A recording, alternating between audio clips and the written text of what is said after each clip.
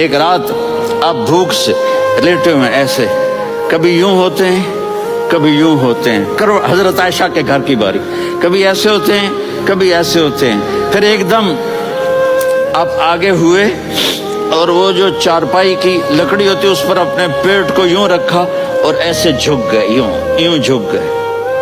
حضرت عائشہ بے قرار ہو کے کھڑی ہو بیٹھ گئے، یا رسول اللہ یہ آپ کیا کر رہے ہیں؟ فرمایا عائشہ بھوک بڑی لگی، عائشہ بھوک بڑی لگی۔